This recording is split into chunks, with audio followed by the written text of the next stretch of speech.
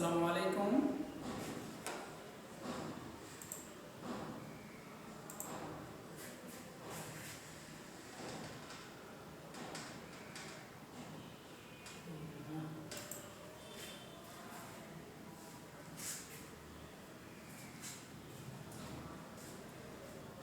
সপ্তম শ্রেণীর প্রিয় শিক্ষার্থীরা, তোমরা কেমন আছো? সবাই আশা করি তোমরা অনেক ভালো আছো। আজকে আমরা গণিত বিষয়ে যে তথ্যটা শিখব সেটা হচ্ছে যে পরিসংখ্যান, অর্থাৎ অধ্যায় 11 থেকে আয়তলেখ অঙ্কন। আয়তলেখ অঙ্কন আমরা আগের ভিডিওগুলোতে দেখিয়েছি।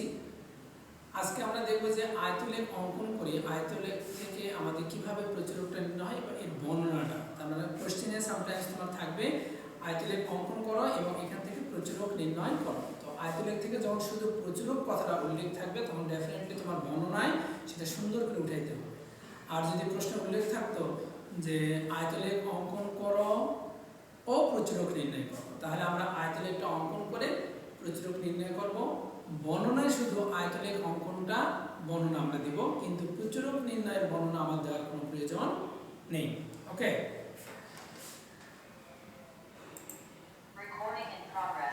তো এবার তোমরা একটা বিষয়টা খেয়াল করবে, সেটা হচ্ছে যে এই যে আমরা ভিডিওগুলো রেডি করতেছি তোমাদের জন্য, যাতে তোমরা সামটাইমস এই অনলাইন ক্লাসে যে সমস্যাটা হয়ে থাকে যে আমরা কখনো কখনো দেখা যায় তোমরা ডিসকানেক্ট হয়ে গেছো, তোমাদের বিদ্যুৎ নেই বা নানান সমস্যা হয়ে থাকে। এই জন্য কিন্তু আমাদের এই চিন্তাটা করা যে আমরা যদি ভিডিওগুলো আমরা রেডি করে রাখি এবং এগুলো যদি, যেমন আমাদের একটা ওয়েবসাইট আছে, তোমরা ভালো করে জানো যে ম্যাক্স ইন্টারন্যাশনাল স্কুল। ওকে, এই ম্যাক্স ইন্টারন্যাশনাল স্কুল একটা ওয়েবসাইট আছে যেখানে লগ ইন করে অবশ্যই আমাদের সবগুলো ক্লাস এখানে দেখা যায়। এছাড়া আমরা নতুন করে এখন একটা ইউটিউব যে চ্যানেল, এটা আমরা খুলেছি এই স্কুলের নাম দিয়ে। জাস্ট এই স্পেলিংটা আমরা খেয়াল করে ইউটিউবে গিয়ে যদি আমরা একটু সার্চ দিই তাহলে অবশ্যই আমরা ম্যাক্স ইন্টারন্যাশনাল স্কুলটা পেয়ে যাব। এবং সেখানে গিয়ে যদি আমরা প্লে লিস্ট, এই যে প্লে লিস্ট যেটা থাকবে, এই লিস্টে গিয়ে যদি তোমরা বলো যে সপ্তম শ্রেণীর প্লেগুলো চাই, হ্যাঁ সপ্তম শ্রেণীর ভিডিওগুলো আমরা চাচ্ছি, তাহলে সপ্তম শ্রেণীর সার্চ দেওয়ার সঙ্গে সপ্তম শ্রেণীর যেসব ভিডিও তুমি কিন্তু সেই ভিডিওগুলো দেখতে পাবে। ওকে, তো তোমার কাজ কী হবে যে আমরা স্কুলে ঢুকবো, দেন আমরা প্লে লিস্টে গিয়ে আমরা যে যে ক্লাসে পড়ি ওই ক্লাসের ভিডিও দেখার জন্য আমরা সিলেক্ট করব। এরপরে দেখবা যে তোমাদের সেই ভিডিওগুলো সব চলে আসবে, তাহলে তোমাকে খুঁজে খুঁজে দেখতে হবে না, কোনো অধ্যায় কিছুই লিখতে হবে না। ওকে, এরপরে তো প্রত্যেকটা ভিডিওর পাশে সুন্দর করে লিখে দেওয়া আছে কোন অধ্যায়ের কোন সমস্যাটাকে সলভ করে দেওয়া হচ্ছে। ওকে, তাহলে আমরা যদি ওইভাবে মনোযোগ দিয়ে দেখি তাহলে আমরা নিয়মিত এটা কিন্তু দেখতে পাবো। ওকে, তো যাই হোক, আশা করবো তোমরা নিয়মিত এটা দেখবে। আর যখনই তোমরা মোবাইলে বা কমেন্টে যেখানে করবো, আমরা যখন দেখবো ওখানে সাবস্ক্রাইব যে কথাটা থাকে, এটা কিন্তু অবশ্যই দেখলে এটা কিন্তু ভুলে যাবে না, ঠিক আছে? কারণ হচ্ছে তুমি যে একটা জিনিস দেখতেছো ওইটাতে তোমার সাবস্ক্রাইব করলে তাহলে যে বানাইতেছে সে একটু খুশি হয়, তা তোমার একটু খুশি করা তো উচিত, তাই না? এই জন্য তোমরা অবশ্যই সেটা করবে, এটা করতে কখনোই ভুলে যাবে না। তো চলো তাহলে আমরা এখন শিখবো যে আয়তলেখ অঙ্কন করে সেখান থেকে প্রচুরক নির্ণয় করো।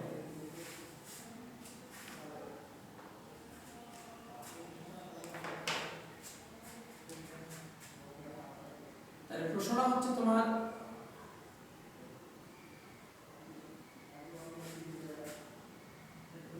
আয়তলেখ হতে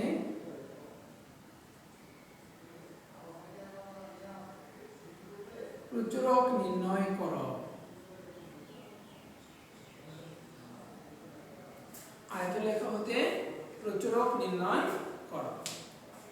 তাহলে আমরা কিভাবে প্রচুরক নির্ণয় করব? প্রথমে আয়তলেখ অঙ্কনের জন্য প্রয়োজনীয় তথ্য তোমার প্রয়োজন। তাহলে আজকে আমরা এমন একটা ডাটা দেব যে ডাটাতে আমরা শ্রেণীবিন্যাস পেয়ে যাব।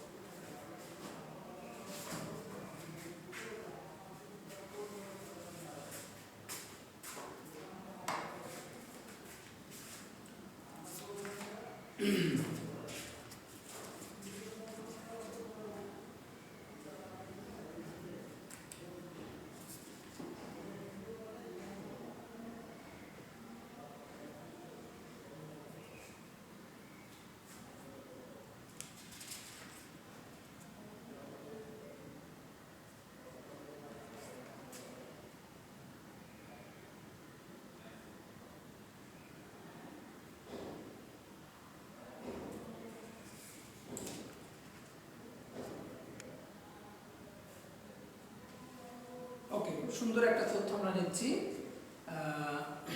দেখো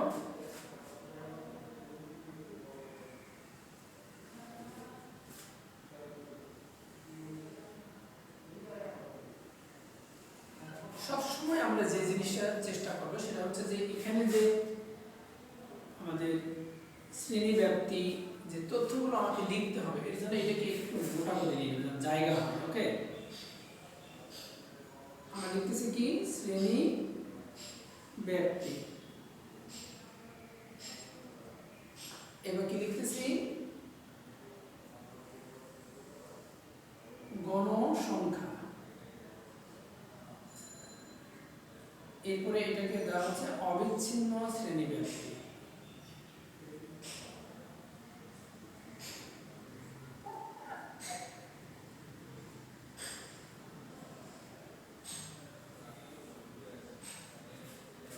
ওকে, তাহলে ছকের মধ্যে আয়তলেখ অঙ্কনে আমাদের যেটা দরকার শ্রেণীব্যাপ্তি, গণসংখ্যা, অবিচ্ছিন্ন শ্রেণীব্যাপ্তি। অবিচ্ছিন্ন শ্রেণীব্যাপ্তি তোমার কখন প্রয়োজন? যখন তুমি ধরতে পারবে প্রদত্ত শ্রেণীব্যাপ্তিটি অবিচ্ছিন্ন আকারে নেই, তখনই আমাকে এই তিনটা কলাম তৈরি করতে হবে। এরপরে আমরা তথ্য নিচ্ছি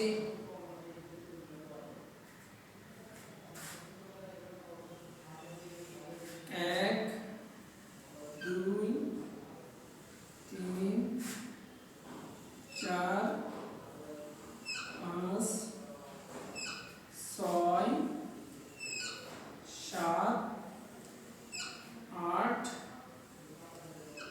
নয়, 10। তাহলে এটা যদি তোমরা সবসময় গ্রাফ কাগজে শিখতে হবে তোমাদের। ওকে, যদি গ্রাফ কাগজে আমরা শিখি তাহলে কিন্তু সুন্দর করে এটা আমরা পারবো। তো এখানে ধরো যে 11 থেকে 20, এখানে যখন 21 থেকে 30, 30 এর পরে কি লেখা হয়েছে 31 থেকে 40, তার মানে এটা বিচ্ছিন্ন আকার আছে, অবিচ্ছিন্ন তোমাকে রেডি করতে হবে।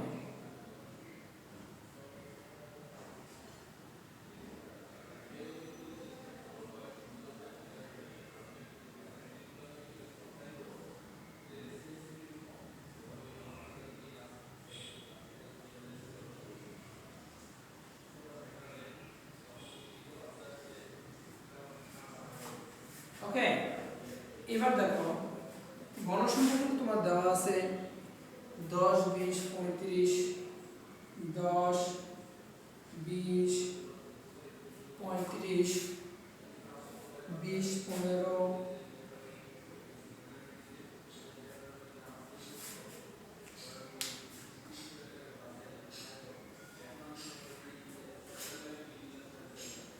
10, 8,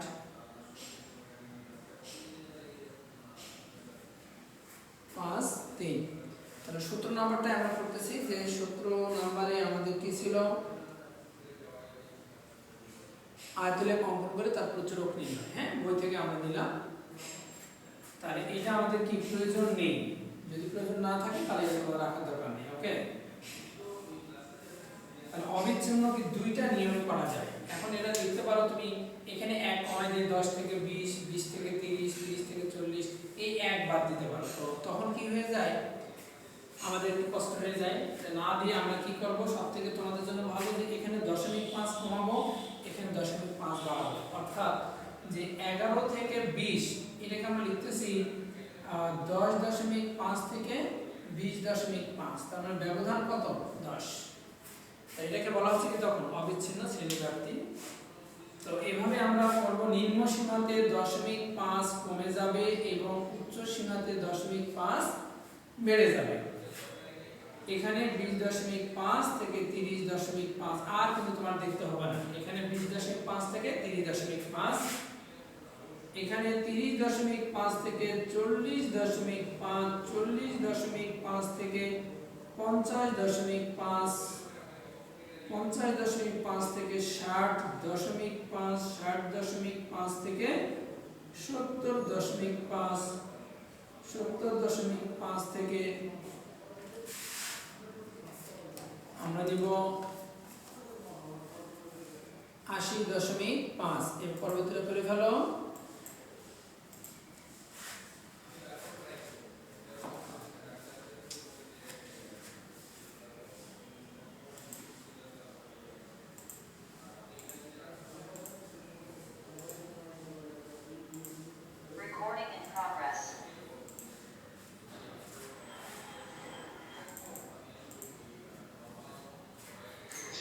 এবার দেখো 70.5 থেকে 80.5, 80.5 থেকে 90.5 এবং 90.5 থেকে 100.5। তাহলে আমি যেটা এতদিনে লক্ষ্য করেছি যে ম্যাক্সিমাম স্টুডেন্ট এই অধ্যায়টা পছন্দ করে, বাট যখন এরকম লেখচিত্র আঁকতে হয় যে আয়তলেখ আঁকো, প্রচুরক নির্ণয় করো, এরা তখন কিন্তু এটা কখনোই পছন্দ করে না এবং এটা ক্লাব পরীক্ষায় অ্যান্সার দিতে পারে। তাহলে তোমাদেরকে আজকে যখন দেখাবো যে হ্যাঁ এটা আসলে মোটেও কঠিন না, এটা আসলে খুবই মজার এবং খুবই সুন্দর একটা গাণিতিক প্রবলেম। এটাতে আমরা যে সুন্দর করে তথ্য অনুযায়ী শুধু একটু মনে রাখতে পারি। ওকে, তো তোমরা জানোই যে পরিসংখ্যান একটা খুবই গুরুত্বপূর্ণ একটা অধ্যায় এবং এই পরিসংখ্যান ক্লাস 7-এ আছে, 8-এ আছে, 9-এ আছে, 10-এ আছে। সো এটাকে তুমি কখনোই অ্যাভয়েড করতে পারো, এটা হলো একদম কম্পালসারি, তোমাকে অ্যান্সার করতেই হবে এবং তুমি সবসময় যেন কমন পাবা। তো এখানে এই বিষয়গুলো তোমার কিন্তু এখন থেকে পুরোপুরি তোমাকে ক্লিয়ার করে যেতে হবে। যদি তুমি এটাতে ক্লিয়ার করতে না পারো তাহলে তোমার কখনোই কিন্তু আর ক্লিয়ার হবে না। তাহলে তোমাকে এটা জাস্ট পুরোপুরি সঠিকভাবে তোমাকে শিখতে হবে। তো আয়তলেখার জন্য সবথেকে গুরুত্বপূর্ণ যে বিষয় শ্রেণী ব্যাপ্তিটা কিভাবে দেওয়া আছে, গণসংখ্যা ডাজন্ট ম্যাটার। গণসংখ্যা কি দেওয়া আছে আমাদের কোনো সমস্যা নেই, আমাদের সমস্যা শ্রেণী ব্যাপ্তিটা কিভাবে আছে। গতদিন বলেছিলাম 11 থেকে 20, না হয় যদি এরা হতো 10 থেকে 20, 20 থেকে 30, 30 থেকে 40, তার মানে অবিচ্ছিন্ন ছিলই, তখন আর কিছুই করতে হবে না। যখন 11 থেকে 20, 11 থেকে 20 মানে টোটাল এখানে আমার ব্যবধান দেখা যাচ্ছে 9, আসলে তো 9 না, ব্যবধান কত 10। ওকে, 10 যখন হচ্ছে আমরা 11 থেকে 20 লিখতেছি, 21 থেকে 30, তার মানে সেটাকে অবিচ্ছিন্ন করে নিতে হবে। রিয়াল ব্যবধান যেন আমাদের অবশ্যই 10 থাকে, এই জন্য কোন শ্রেণীর নিম্ন সীমাতে 0.5 কমাইতে হবে এবং উচ্চ সীমাতে 0.5 কিন্তু আমরা বাড়াই নিব, তাহলে আমাদের অবিচ্ছিন্ন আকারে পরিণত হয়ে যাবে। একইভাবে পরেরটা, তো সিরিয়ালে তুমি যদি তারপরেও তোমার মেমরি কাজ না করে, সামটাইম দেখা গেছে যে এখানে শ্রেণী ব্যবধি তোমার 7 আছে, 8 আছে কিংবা 6 আছে, ব্যতিক্রম যদি থাকে তখন সেক্ষেত্রে আমরা কি করব, শুধু প্রথমটা রেডি করে নিচে নিচে শ্রেণী ব্যবধানটা যোগ করে দিয়ে দেব। লাইক এখানে শ্রেণী ব্যবধান কত 10, তাহলে আমরা প্রথমটা যদি কোনোভাবে লিখে দিই 10.5, তার নিচে 20, 30, 40, 50, 60, 70, 80, 90.5 পেয়ে যাবে। এরপরে উচ্চ সীমাতে কথা বলতেছে কেন রাজ্জাক, জানো না যে ভিডিও করতেছি? পরে তো আমি তোমাদের কথা এমনিতেই শুনবো, যখন বুঝাবো তখন তো তুমি বুঝবে। আমি একটা জিনিস তো বারবার রিপিট করতেছি, এখানে ডাকার তো কোনো দরকার নেই, আছে? Sorry for that.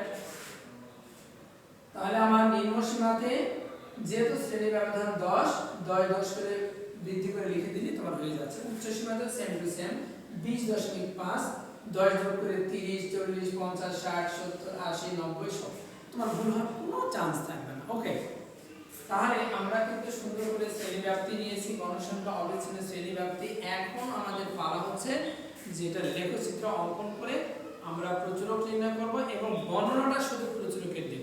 ওকে, যাতে তোমাদের এটা জানা হয়ে যায় আর সবাই এটা আয়তলেখ অঙ্কন এমনিতেই করতে পারবে। তো আয়তলেখ অঙ্কনে তোমার যেটা গুরুত্বপূর্ণ সেটা হচ্ছে পরস্পর লম্বভাবে দুটো রেখা আমরা নিচ্ছি। এখানে অবশ্যই আমাদের মূলবিন্দু একটা 0 থাকবে, এখানে আমাদের x, এখানে হচ্ছে y। সবসময় মনে রাখতে হবে যে এখানে আমরা কি লিখব, এটা কিন্তু তোমার দিতে হবে অলওয়েজ। এখানে লিখব অবিচ্ছিন্ন শ্রেণীব্যাপ্তি।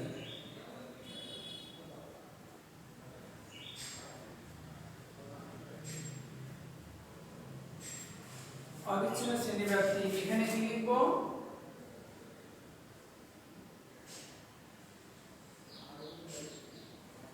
গণসংখ্যা।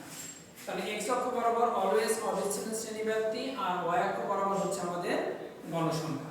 এখন দেখো যে এখানে কয়টা শ্রেণী আছে, 1 2 3 4 5 6 7 8 9, 9টা আছে শ্রেণীব্যাপ্তি। তাহলে এখানে তুমি যখন গ্রাফ পেপারটা নেবে তখন তোমাকে দেখতে হবে যে আমি 10 10 করে নিতে পারি কিনা, তখন অনেক সময় আমার জায়গা হতেও পারে নাও পারে।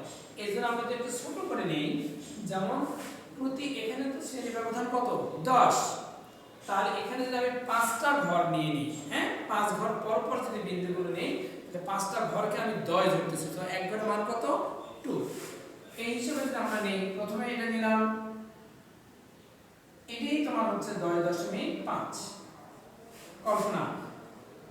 এরপরে তুমি 5 ঘর নিলা, এটা 20.5, আরেকটা নিলে এটা 30.5, এরপরে 40.5, 50.5, 60.5, 70.5,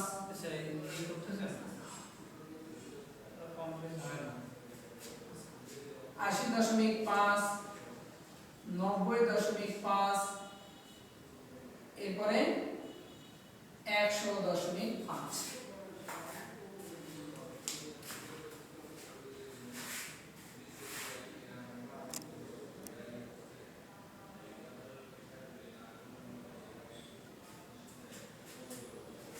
ওকে, আমরা এখন খেয়াল করতেছি যে 10.5, 20.5, 30.5, 40, 50, 60, 70, 80, 90, 100.5, অর্থাৎ টোটাল 1 2 3 4 5 6 7 8 9 10, 10টা তোমার থাকলে চলবে। এরপরে তোমার এখানে যখন আমরা নিব তখন দেখো এখানে কত আছে, সর্বোচ্চ 35, সর্বোচ্চ 35। তাহলে তোমাকে এখানে যেটা নিতে হবে, এখানে যদি আমরা দেই 5, অর্থাৎ প্রতি এক ঘরের মান 1 একক, 5 10 15 20 25 30 35 ফিনিশ। তাহলে এটা হচ্ছে 10 15 20 25 30 35।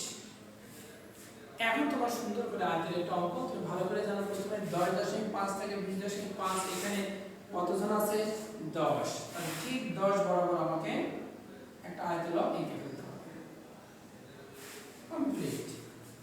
আর এর আগের যে জায়গাটুকু আমরা অবশ্যই একটা ভাঙা রেখা দেব, কারণ এখানেও 5 ঘরে 10 হওয়ার কথা, কিন্তু আমি এটাকে ধরেছি কত 10.5, এই জন্য একটা ভাঙা রেখা আমাকে দিতে হবে। এরপরে তোমার 20, তুমি শুধু এখান থেকে স্টার্ট করলে 20 থেকে নিবা সুন্দর করে, আর কোনো ভাবতেই হবে না পরের 5 ঘর। কত ইজি দেখো, তোমার কাজ হবে শুধু এইটা দেখা, 20 20 এর পরে কত 35, তাহলে এখানে যেটা আয়তনের শেষ, এখান থেকে তুমি একদম 35 চলে গেলে,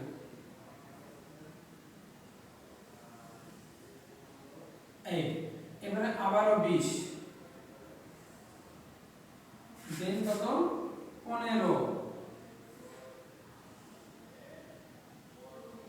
এবারে কত 10, দেন 8, একটু আর এবারে কত 5। তুমি যখন এইভাবে অঙ্কন করবে তখন তুমি দেখতে পাবে যে কি সুন্দর একটা আয়তনে গঠিত হয়েছে, এবং এটা সবসময় পরীক্ষায় থাকে। এই ডাটাটা টু মাচ ইম্পর্টেন্ট ডাটা, ওকে, এটা মনে রাখবো আমরা। তাহলে আমরা আয়তনে কিভাবে এঁকেছি সবাই তুমি বুঝতে পারছো। তোমরা যে যখন গ্রাফ পেপারে অঙ্কন করবে এটা দেখতে আরো অনেক সুন্দর লাগবে, বুঝতে পেরেছো? তাহলে এটা আমরা খেয়াল রাখবো।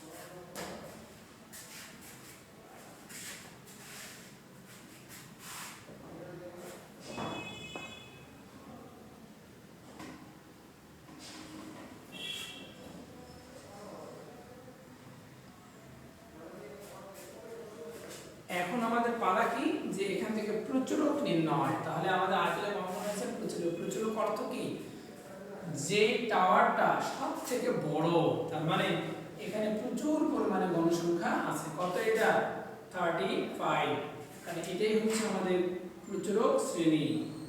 সবচেয়ে বেশি গণসংখ্যা যেখানে অবস্থিত এটাই হবে তোমার প্রচুরক শ্রেণী। এখন তোমার কি করতে হবে, এই প্রচুরক শ্রেণীর পূর্বের আয়তনের থেকে প্রচুরক শ্রেণীর আয়তলেখের কৌণিক বিন্দু, পরবর্তী আয়তলেখের কৌণিক বিন্দু থেকে প্রচুরক শ্রেণীর কৌণিক বিন্দু আমরা যোগ করব। যে বিন্দু ছেদ করবে সেখান থেকে সোজা একটা লম্ব স্কেল দিয়ে টেনে দিলাম। তাহলে এখানে যে দূরত্বটা আমরা পাবো, আমরা বলেছি যে এই যে দূরত্বটা এটাই কিন্তু আমাদের উচ্চতা।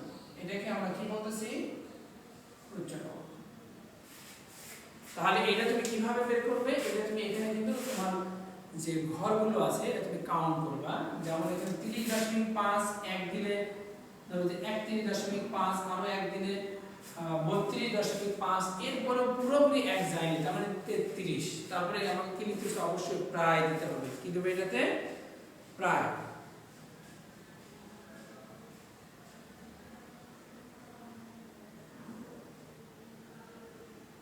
কিন্তু এখানে এক ঘরের মান কত ছিল? 2, তাই না? তাহলে এক ঘর গেলে আমাদের 32, আরো এক ঘর গেলে হবে 34, তারপরে 35, তাহলে প্রায় 35 বা 36। ওকে, তোমার এটা অঙ্কের উপর ডিপেন্ড করে, এখানে তো আমার এক্স্যাক্টলি গ্রাফ পেপার নাই। হ্যাঁ, এজন্য আমরা মাঝখানে প্রতি এক ঘর সমান 2 একক ধরেছি, ওটা কিন্তু আমরা খেয়াল রাখবো। বুঝতে পারছো? তাহলে এখানে যদি 2 ঘরের পরে আড়াই ঘর হয়ে যায়, আড়াই ঘর 5, তাহলে 30.5 আর ওইদিকে 5, তাহলে 35.5 বা 36 প্রায় লিখে দিব। বুঝতে পারছো? তাহলে এবার দেখো তোমাদের বর্ণনাটা আমাদের কি লিখবো প্রচুরকের, এই বর্ণনা এখন দেখে নাও।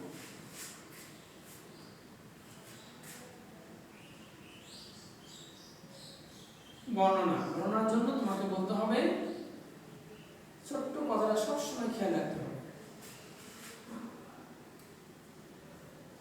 মনে করি OX কে x অক্ষ, OY কে y অক্ষ এবং O মূলবিন্দু। এটা তোমার অলওয়েজ এই পার্টটা থাকবে, এটা হচ্ছে তোমার সূচনা। হ্যাঁ, গ্রাফ অঙ্কনে যে এটা লেখা লাগবে না, পরস্পর লম্বভাবে সেট করেছে এটা না লিখলে চলবে। তুমি দিলে x অক্ষ, y কে y অক্ষ মূলবিন্দু। এখন তুমি বলতেছো যে গ্রাফ কাগজের কিংবা সব কাগজে যে কোনো কথাই তুমি এখানে লিখতে পারো। গ্রাফ কাগজে লিখতে পারো, সব কাগজে লিখতে পারো। গ্রাফ কাগজে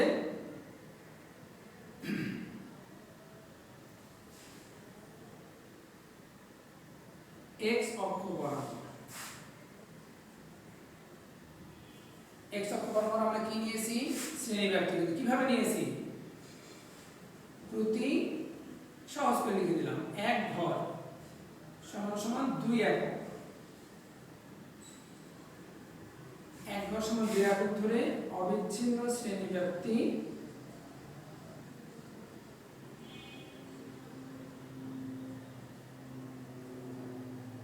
এবং y অক্ষ বরাবর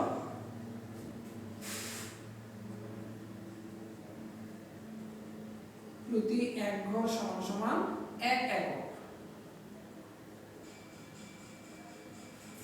ধরে এই গণসংখ্যা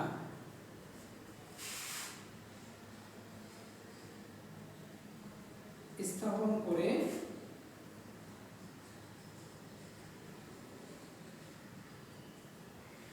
আয়তলেখ আঁকা হলো। এটা তোমার হচ্ছে কমন বর্ণনা, এটা তোমার থাকবে। হ্যাঁ, এখন বলছি এখানে চিত্রায়িত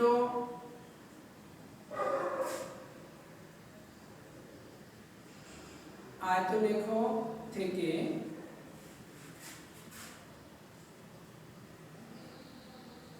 দেখা যায় যে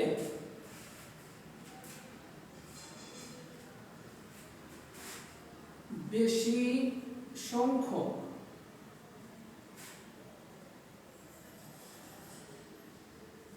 গণসংখ্যা 30.5 থেকে 40.5 শ্রেণীতে অবস্থিত।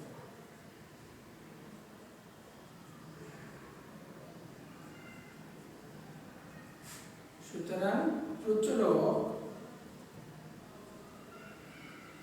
এই শ্রেণীতে অবস্থিত। এটাকে তুমি নিশ্চিত করবে। প্রচুরক এই শ্রেণীতে অবস্থিত। প্রচুরটা কিভাবে বের করলাম? প্রচুরক শ্রেণীতে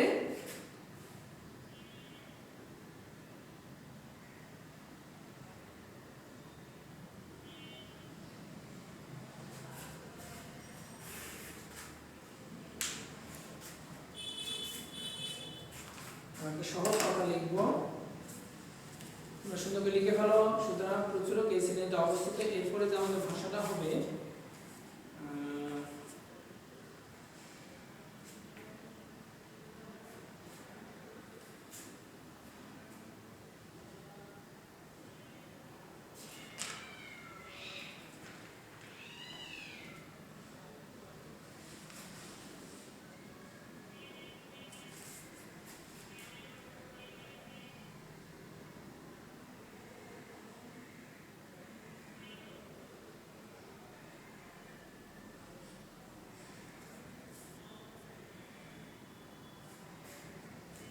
তাহলে তোমরা দেখবা যে বই 166 পৃষ্ঠায় হ্যাঁ শেষে লেখা আছে কথাটা যে প্রচুরক নির্ধারণ করার জন্য। আমি এটা একটু মুছে দিই, লাইনের মধ্যে কত লেখা আছে আগে লিখে দিয়েছি, আমার এখানে জায়গা নেই।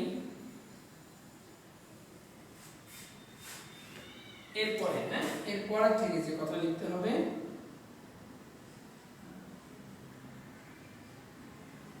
প্রচুরক নির্ধারণ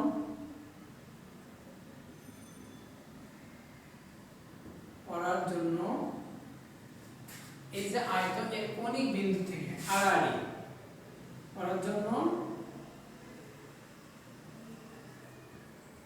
আয়তের কৌণিক বিন্দু থেকে এটাকে বলে আড়াআড়ি ভাবে আগের ও পরের আয়তের কৌণিক বিন্দু সংযোগ করি।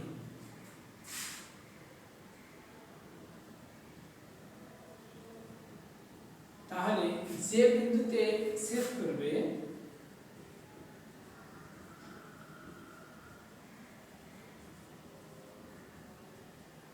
যে বিন্দুতে ছেদ করবে ওই ছেদ বিন্দু থেকে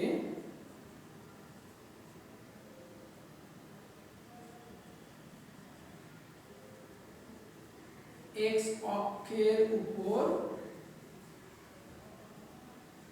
লম্ব টানি।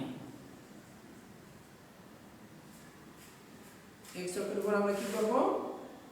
লম্ব টানব। লম্ব টানি যা x অক্ষকে 35.5 প্রায় বিন্দুতে ছেদ করে।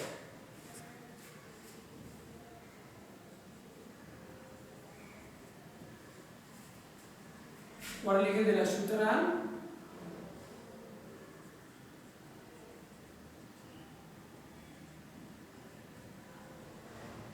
প্রচুরক 35.5 প্রায়। যদি 36 মানে 36, তাহলে এখানে লেখাগুলো একটু বেশি মানে বেশি বেশি লেখা, তো এটা তো মন খারাপ কোনো কারণ নেই। তোমাকে চিন্তা করতে হবে যে আমি আমার যে কথাগুলো এটা সঠিকভাবে উপস্থাপন করতে পারতেছি কিনা। কোনোভাবেই কেউ মন খারাপ করবে না, সঠিকভাবে উপস্থাপন করতে পারতেছো কিনা এটাই তোমাকে কিন্তু থিঙ্ক করতে হবে।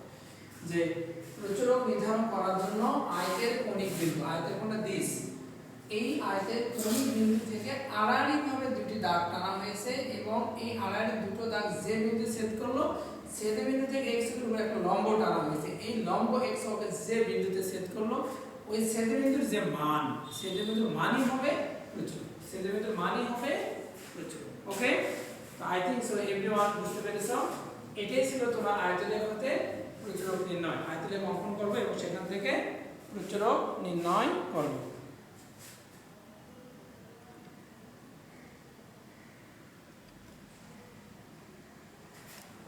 ওকে, লেখাটা তাহলে আমরা কি লিখেছি? প্রচুরক নির্ধারণের জন্য আয়তের কৌণিক বিন্দু থেকে আড়াআড়ি ভাবে আগের ও পরের আয়তের কৌণিক বিন্দু সংযোগ করি। তাহলে যে বিন্দুতে ছেদ করবে, ছেদবিন্দু থেকে যে বিন্দুতে ছেদ করবে সেই ছেদবিন্দু থেকে x অক্ষের উপর লম্ব টানি যা x অক্ষকে 3.5 বিন্দুতে ছেদ করে। সুতরাং প্রচুরক কত?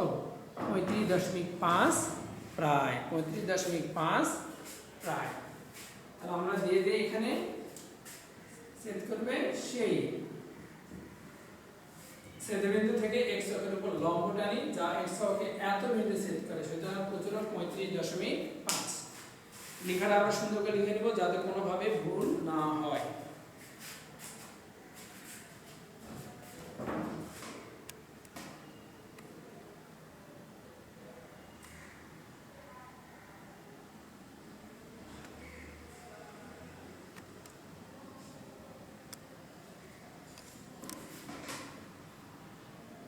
ওকে, আজকে এ পর্যন্তই থাকবে। আমরা কিভাবে প্রচুরকটা নির্ণয় করলাম আয়তলেখ থেকে তা পরিপূর্ণভাবে এখানে দেখানো হয়েছে। তোমরা একবার না বুঝলে বারবার ভিডিওটা দেখবে এবং কথাগুলো সুন্দর করে দেখার চেষ্টা করবে এবং চিত্রটার দিকে মনোযোগ দিবে। ওকে, যদি কোনোভাবে একটা আয়তলেখ অঙ্কন করে প্রচুরক নির্ণয়টা তুমি শিখে ফেলতে পারো এবং ব্যাপারটা পুরোপুরি বোঝো, তাহলে কোনো দিন যে কোনো এই ধরনের প্রশ্ন আসলে আমরা কিন্তু কখনোই এই প্রশ্নের আনসার কিন্তু বাদ দিব না। তাহলে এখানে তোমার যদি হাত থেকে জোরেও চলে তাতে আমাদের কোনো সমস্যা হবে না। ওকে, তাহলে এই প্রশ্ন আসলে আমরা ধরে নেব, কারণ এখান থেকে প্রশ্নটা কি হয়, সৃজনশীল প্রশ্ন কি, তোমরা কিন্তু একটু যদি নজর দাও তাহলে কিন্তু আমরা পেয়ে যাবো এই প্রশ্নগুলো হুবহু চলে আসে।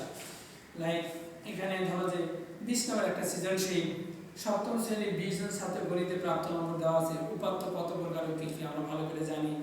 5 শ্রেণী ব্যাপ্তি নিয়ে সারণী তৈরি করো। গতে গিয়ে বলছে প্রাপ্ত সারণী থেকে আয়তলেখ অঙ্কন করো, এরপর আয়তলেখ থেকে প্রচুরক নির্ণয় করো। এটাই তোমার প্রশ্ন। তার মানে তুমি যদি ভালো করে এটা শিখো, তোমার ডেফিনেটলি এই অধ্যায় থেকে 10 নম্বর কন্টিনিউ তোমার হাতের মুঠোয়। মানে কোনো প্রিপারেশনই নেই, তারপরে পরীক্ষার হলে গিয়ে দেখবা এই প্রশ্ন আসলে তুমি সুন্দর করে এর অ্যান্সার দিতে পারতেছো। তাহলে আমরা খুব মনোযোগ সহকারে ভিডিওটি দেখবো এবং ভালো করে ব্যাপারটা বোঝার চেষ্টা করবো, এবারে যে বইটা অঙ্কন করবো এবারে যে একটা অঙ্ক নিজে নিজে সুন্দর করে পরিপূর্ণভাবে করবো এবং এই গ্রাফটা আমরা চেষ্টা করবো যাতে একটা আয়তলেখ পেপার নিয়ে সেই আয়তলেখ থেকে সুন্দর করে এঁকে চেষ্টা করবো তোমার আশেপাশে যেসব টিচার থাকবে যার কাছে তুমি শিখো তাকে তুমি দেখাবে যাতে হয়েছে কিনা এটা তুমি নিশ্চিত হবে। ওকে, তাহলে তুমি পরিপূর্ণভাবে জিনিসটাকে উপস্থাপন করতে পারবে।